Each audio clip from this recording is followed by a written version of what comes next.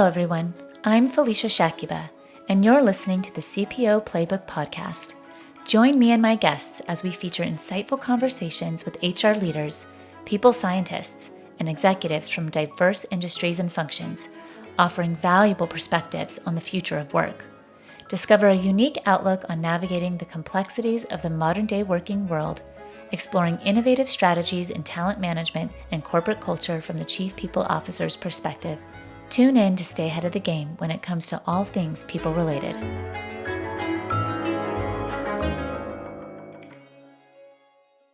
Today, organizations across industries are grappling with a profound statistical challenge: understanding how workforce planning directly impacts their bottom line. The modern business landscape is evolving at an unprecedented pace, and traditional workforce planning methodologies are struggling to keep up. Organizations now face a myriad of workforce-related complexities, such as dynamic market demands, remote work arrangements, talent acquisition, skill shortages, employee engagement, and ever-changing business objectives. In this context, workforce planning has transformed into an intricate puzzle that requires careful analysis, data-driven insights, and proactive decision-making. The ability to accurately align the right people with the right roles, foresee future talent requirements, and optimize organizational structures has become a critical determinant of an enterprise's long-term success. Yet, many organizations are finding it increasingly challenging to navigate this complex terrain effectively. Misaligned workforce planning can result in cost inefficiencies, employee dissatisfaction, missed growth opportunities, and a direct impact on the company's financial performance. Without a comprehensive understanding of how organizational design and workforce planning intersect with the bottom line, businesses may find themselves at a significant disadvantage in a fiercely competitive market. Thankfully, at the forefront of addressing this problem, we have Ali Nawab and his team at Agentoon. Previously, Ali founded Kiwi.ai in 2013 that built on-device machine learning software and tools integrated by IBM Watson Intel. He is now the CEO and co-founder of Agentoon, a Y Combinator company backed by 35-plus investors and venture capital firms in Silicon Valley. Should the following interview resonate with you and pique your interest in procuring Agentoon for your enterprise, stay tuned for a discount code during the final moments of this interview. Ali, thank you for being here today. You're welcome. Thank you for having me on.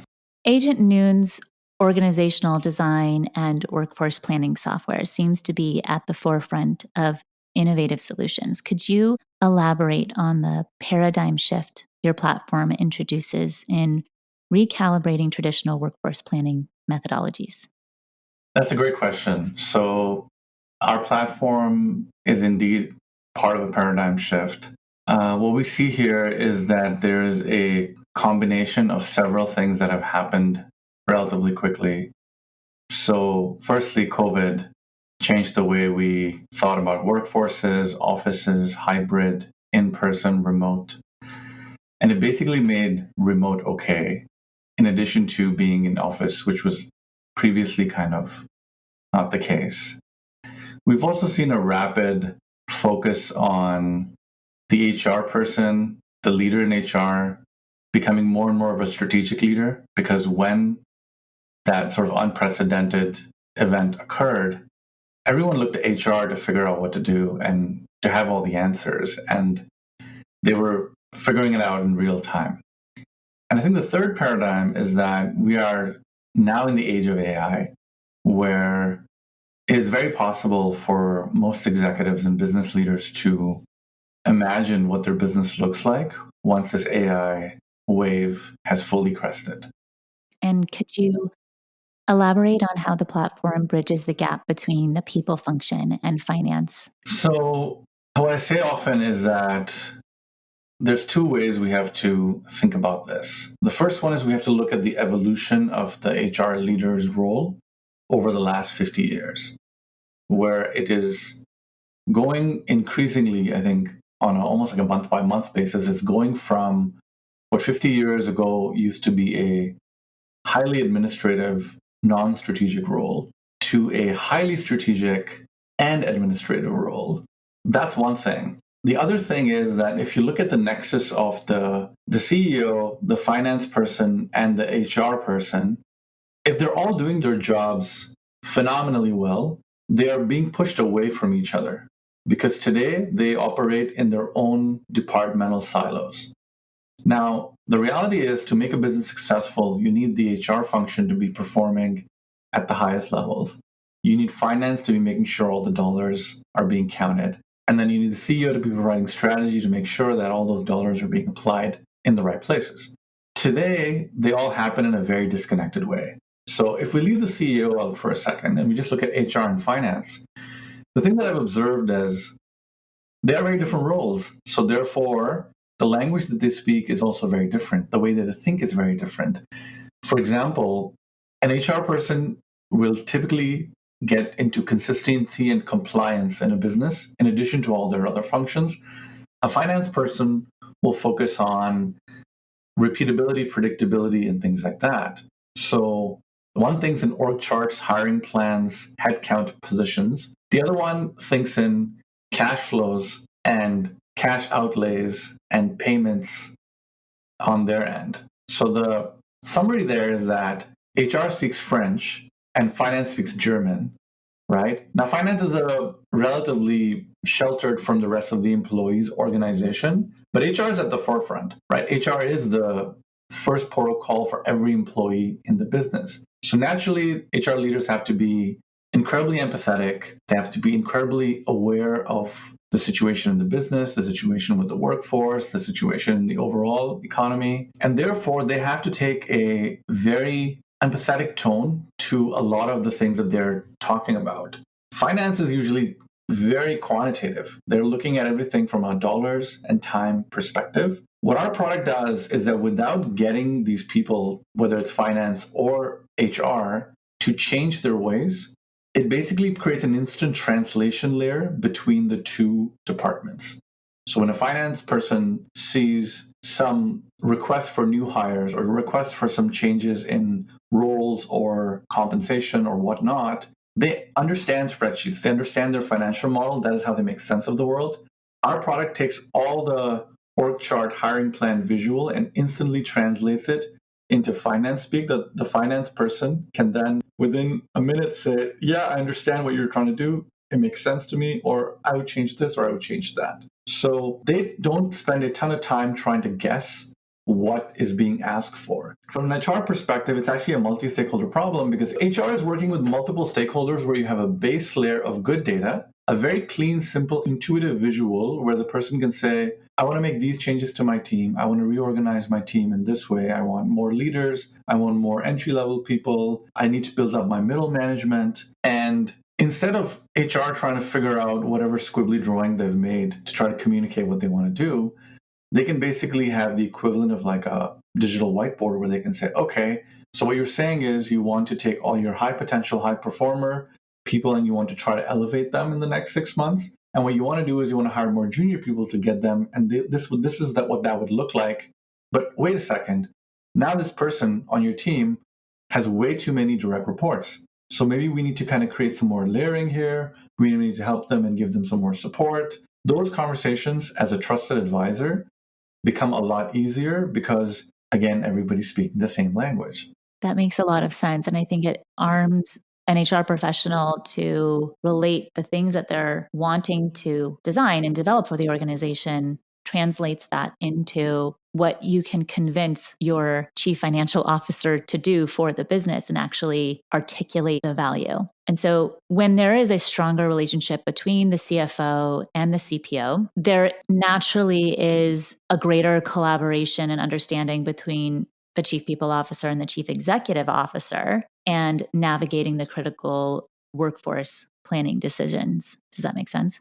That makes a lot of sense. I have a great story here. In the last 2 years, in doing research for my product and working with early customers, I've had the privilege of talking to hundreds of CEOs, hundreds of HR leaders, and hundreds of finance people. The one common question that I get from CEOs once they kind of feel comfortable talking to me is they're like, all this is great, but I'm not sure if we have the right person in the HR seat. And I don't know if it's a system problem or if it's a personnel problem.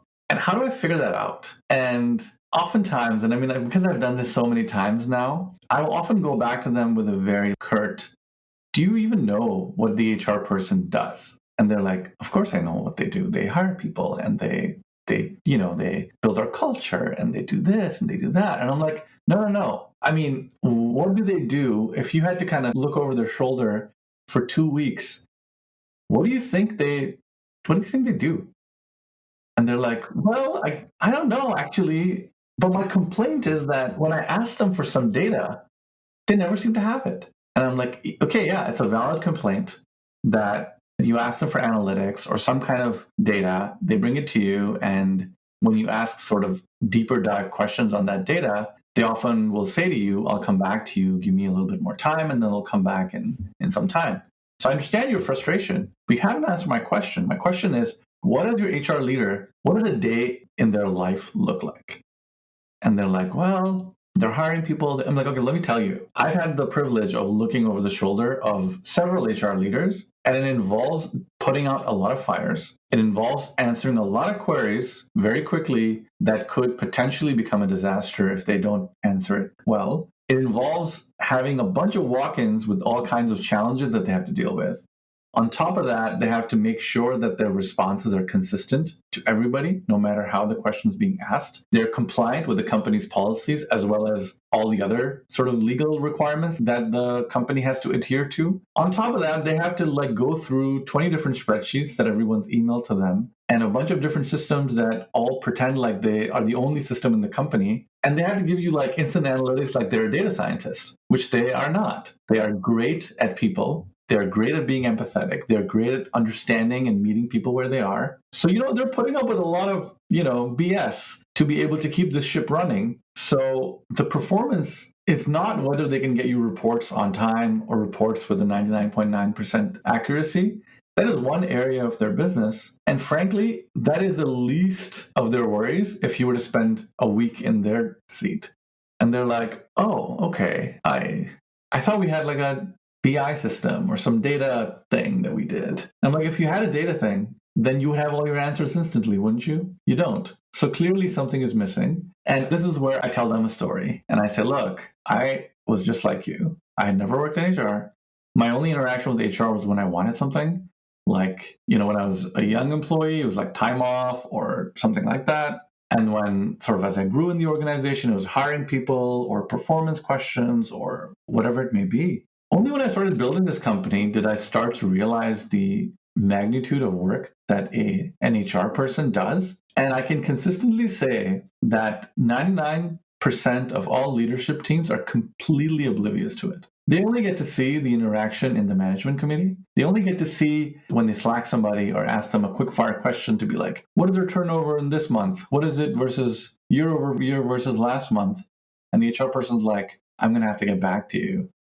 They think they're not on top of their things, right? Because the comparison is to somebody in a more technical discipline, like a product person, and they have phenomenal tools to be able to help them do that, right? So I remind them, and I think they come to that agreement then that it's definitely not a personnel problem, at least not yet. There's a lot of variables we need to isolate before it can get to that. It's incredible that you share that because actually, in my first episode with former CPO at Credit Karma, Colleen McCreary, she actually talks about this evolution between the administrative historical role of the CPO to now the strategic role of the CPO. But aside from that, I think it's worth asking in this remote work arrangement and dynamic market that demands and presents unique challenges, how does Agentoon software leverage data analytics to provide these insights for strategic workforce alignment? I think because of how rapidly the world is changing, being strategic for HR leaders is no longer optional, no longer nice to have. They have to be strategic. And because the world is changing very, very quickly, right? It's not like things change every 2 years and we readjust some stuff. Things are changing on a monthly sometimes weekly basis if you look at kind of advancements in AI and things like that. So I think the HR leader is the least tooled leader in the organization.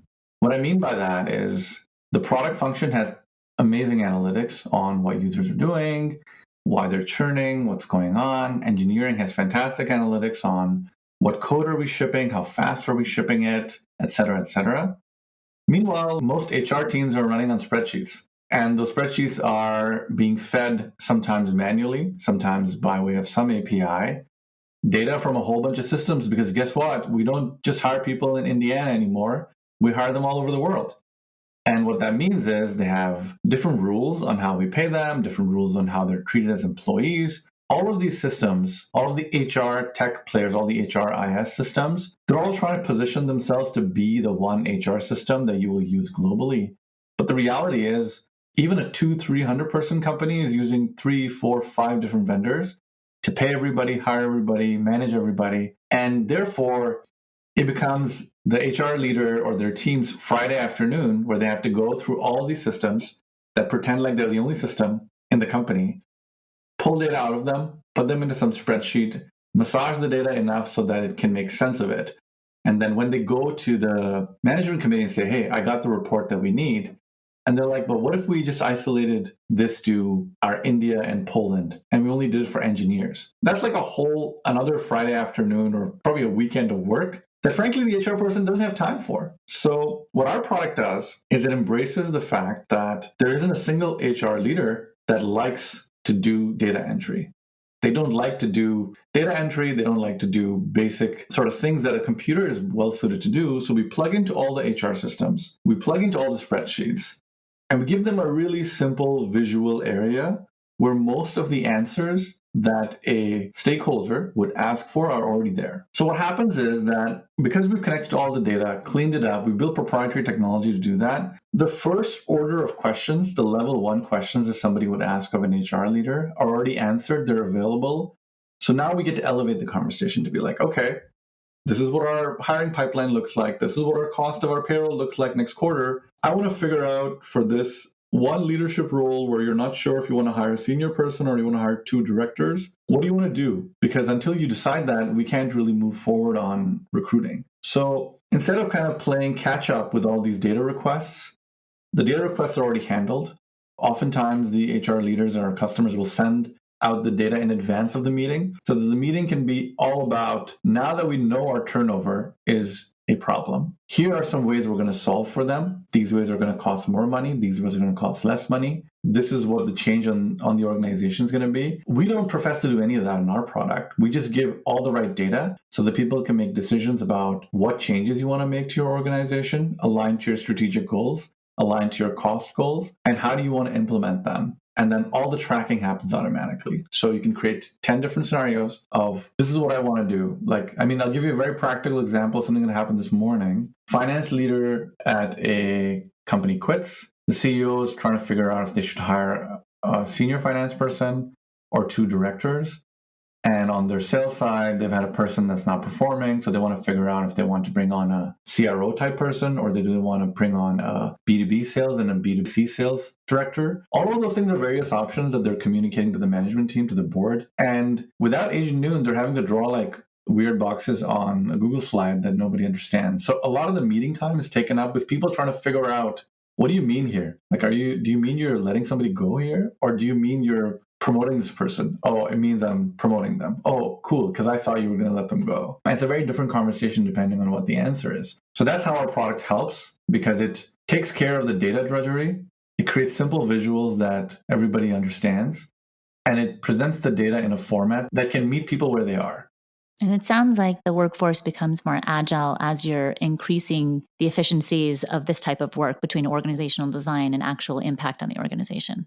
Absolutely. So if you look at a CEO's mind for an instance, right? If they're having a conversation, they're probably thinking about, okay, I want to do this big thing. Do I have the right leadership to be able to lead this thing? Do I have the right people to work with that leader to work on that thing? And if the answer is no, then I've got to either move somebody internally or I've got to go recruit externally. That's how they're thinking about it. Like, they're using their strategy to back into what headcount looks like. And then oftentimes it is changing at a very rapid pace because CEOs are adjusting their company more often than not to a strategy. But a lot of it is happening in their head because they're not able to do the math, because it's a lot of math on what that means.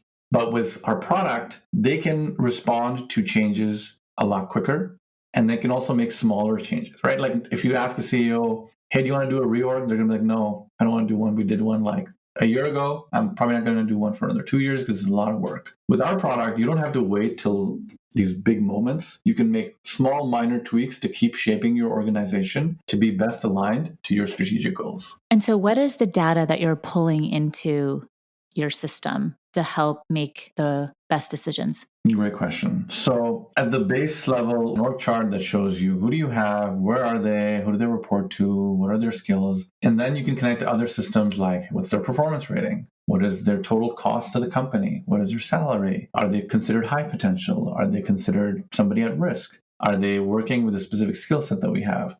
So a lot of this data towards the tail end of what I described is often sitting in spreadsheets, right? We ingest all that data, we bring it in, and then we let people make plans on what they want the business to do in a very org design visual way while giving you benchmarks on what span looks like, what cost looks like, what distribution of people across various geographies looks like. And finally, because we're able to translate into the finance side, as that plan goes through approvals, we can also track, hey, you said you were going to spend $3 million a year on the marketing team.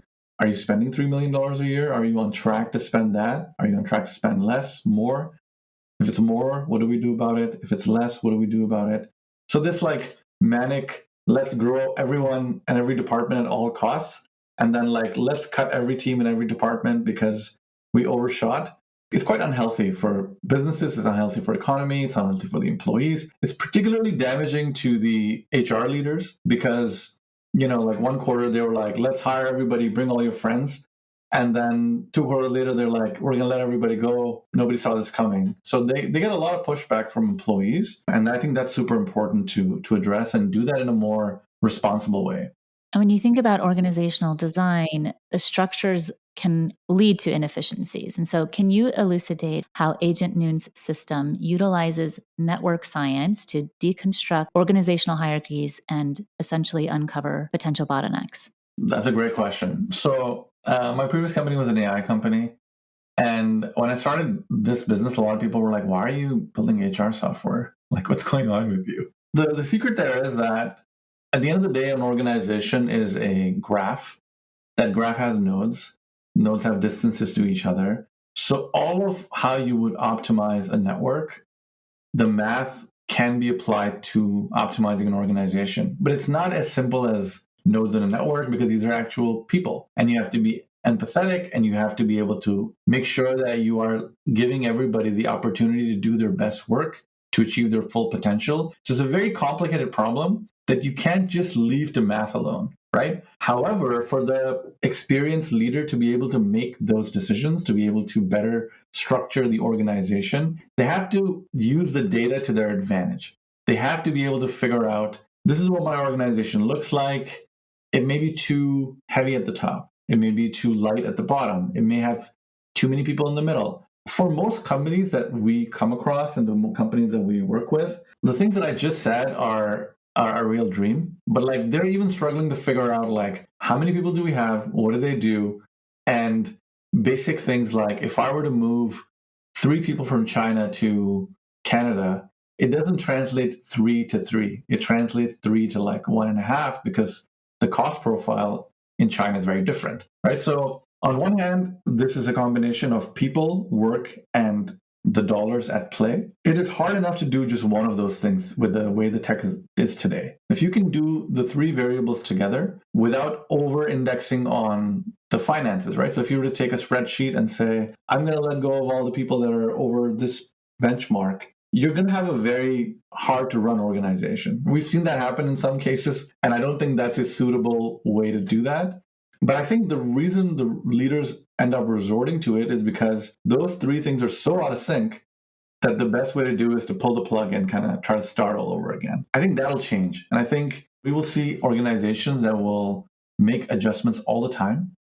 They'll make adjustments with a lot more precision and backed by a lot of data so that your HR leader or your finance leader isn't spending their evening figuring out how to get to what the basic ground truth is. But they're like, okay, I know what the truth is. I'm going to brainstorm what the possible solutions are. It's incredibly interesting. And it's so exciting to hear someone that's not traditionally from the HR world to take their own perspective and actually create this product to make sense to an HR leader. So it's very exciting to hear. Could you share a success story from an organization that switched from another workforce planning software to Agentoon? And then what was the result and improvement in the CPO CEO interactions and overall business outcomes? One of the most sort of gratifying things for me from starting this company is that not only have I come to understand the HR leaders persona very well, but we've had the good fortune of many of them becoming evangelist users and customers. So one of our customers, people leader at a fairly large size company, was trying to put together some data, went on our website and reached out over the chatbot. And coincidentally, I was in the office, so I picked it up. We got on a quick Zoom call. We understood what he was trying to do. We showed him what our product could do. We onboarded him in the next 5 minutes, and he had what he needed. He was so happy, right? And he was like, okay, you guys just saved my weekend, so I really appreciate this. That was, I want to say, almost a year ago. So what they were using before was a combination of spreadsheets and slides, because for the specific features that we have been talking about now for the last little bit, they're all a checklist item on most HR systems. So, right, most HR systems are good at employees, attendance, all the operational downstream things that are very important for an organization. Nobody does even a decent job at the upstream stuff. I need to communicate this to the CEO. I need to communicate this to the board. I need to communicate this to the other counterparts in my organization. And a lot of them are like stuck to either trying to build something in a Miro or a slide deck or whatever. So we have helped save the HR function, particularly at the most senior levels, sometimes 10 plus hours of time a week. Because we create such phenomenal alignment where the finance person understands everything the HR person is saying, it unlocks inefficiencies of about 7 to 8% of total headcount spent. That is a humongous number, because what happens is it's like broken telephone, right? Like the head of marketing says, I want to hire so many people to throw a spreadsheet or something. HR tries their best to understand it, sends it off to finance. Finance does their own things. Meanwhile, the marketing person has had 2 more conversations with the CEO, and people are like, why aren't we hiring these people? If this makes sense. So why aren't we doing this? Like, why are we tying this up in, bureaucracy or whatever? So people are like, okay, fine, whatever. We'll just do this. Right now, you've ended up hiring a few people that just didn't need to be there, or they're the wrong fit for the type of work that eventually will become needed. But they're on your payroll, so what do you do, right? And by the time somebody figures out what to do about them, they're usually 6 months into the job. Another example there, maybe from a customer, is that one of our customers said, look, the economic conditions are not so great, so let's try to slow down on hiring more junior people for the next little bit, because we have to spend about 6 months training them, and we need people to come in and get going from like the first kind of week or two. So a month or 2 later, they go to like a breakfast welcome for new hires, and like 6 of them are like fresh out of college, very junior. So, the CEO does the breakfast welcome, comes back and talks to his team and says, hey, I thought we said we were going to hire more senior people. Why are these people all like fresh out of college? And in that sort of translation miscommunication, people have thought that we're trying to save costs because economic conditions are not that great. So let's go hire junior people because senior people are more expensive. This is just one of several examples of how inefficiencies occur, and they multiply the more places you hire in. So when we bring our product on, it's kind of like turning the lights on a little bit, where people can be like, oh, I didn't know we had that contracting firm with 8 people doing some stuff that was strategic maybe a year ago, but it's totally not anymore. Now we can tell that team that we're not going to work with them. Even one bad hire will cost the company a significant amount of money. And I don't mean bad hire and the person is not a good hire, but more like somebody we didn't need to hire, or we hired the wrong role for the job that was actually at hand. So because of that, we save a ton of money for our customers.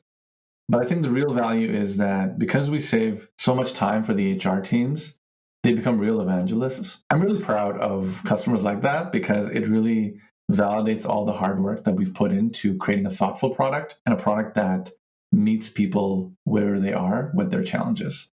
And what does the future hold for more efficient workforce planning, particularly in the world of AI and its overwhelming adoption this year? We are still in a world where arguably the best decision maker in the company, the CEO, has the worst possible tools, right? So you think about an individual contributor, like a software engineer, they have all kinds of tools to like debug their code, optimize their code, make things better. A marketer has all kinds of data on what the customer is doing and what they're doing on the website. The poor CEO, meanwhile, is like looking at poorly constructed slide decks and spreadsheets that they have to kind of make sense of every time. And I think the reason for that is that the volume of data coming back at leadership teams has never been higher. And that's been true for the last 5, maybe 10 years. The ability to process them has been catching up, but it's nowhere close to where it needs to be. The one thing that AI does really, really well is make sense of tons of data. That is why the newer AI sort of implementations are all the rage, because this thing has read like 4 billion articles and it's like helping you write what the perfect article looks like. So I think in the future, the data collection, analysis, and parsing of it to give you level 1 information is going to become almost automated, where you could kind of like you talk to Siri, you would talk to something like an Agentoon. I don't know if Agentoon is going to become that, but let's say, and say, look, I need to know this, and I'm trying to do these 2 things. And then it can parse all your data and say, well, based on that, this is what 1, 2, 3 options look like. This is the more expensive option. This is the more efficient option. This is the faster option. But they say that you can get things like faster, cheaper, better, or something like that. And then you have to pick 2. So those calls are still going to need to be made by leadership teams. So I think the role of decision making is going to become even more important. The tools to enable that decision making with some sort of an AI co-pilot are going to become exponentially better. So net, I think there will be organizations that will be a lot more efficient. There will be employees in that organization that will be a lot more aligned to the business. And overall, I think it's going to create an environment where people are really going to be able to either do their best work and really achieve their potential, or go find a hobby or a pursuit or whatever their passion is, right? I think there's a lot of jobs in the world where, a computer possibly at some point will do them better. And I think those have immense workforce implications. And the reason why I'm building this company is that we need better tools to be able to make more efficient organizations, putting the people first. We don't want to leave this to some algorithm to kind of crunch all the data and spit out, hey, you don't need this anymore, right? I think that's where we're going to get to if companies like ours don't show up and start to kind of create a layer where the AI is the assistant that helps the leadership team get all the right information so that they can make adjustments to their organization instead of doing one like big adjustment that would be very hard for a business to recover from when it doesn't work well. So predictive organizational design that helps companies choose from different options. Yeah. Ali, thank you so much for being here. Thank you for having me. I really enjoyed this conversation. It was a lot of fun. Thank you. That's Ali Nawab, CEO and co-founder of Y Combinator-backed company, Agentoon. Did you love this interview? As a special thank you for listening, we're offering an exclusive 20% off the first year of your subscription when you share the discount code CPO20. That's CPO20. Agentoon, your organizational design and workforce planning engine for responsible growth. If you like today's podcast, we have more podcasts on innovative HR strategies, talent management, organizational culture, and more, and how to navigate the complexities of modern-day HR. Find them at cpoplaybook.com/podcasts or search CPO Playbook on Apple Podcasts, Spotify, or wherever you listen. Thanks for listening to the CPO Playbook podcast. We'll be back with a new episode next time. I'm Felicia Shakiba. If you love CPO Playbook, the best thing you can do to support us is become a subscriber. You can do that at cpoplaybook.com/podcast. That's cpoplaybook.com/podcast. If there's an episode you loved, please share it with a friend. And if you have an idea you would like us to talk about or a guest you'd like to nominate, visit cpoplaybook.com/contact us to suggest an idea.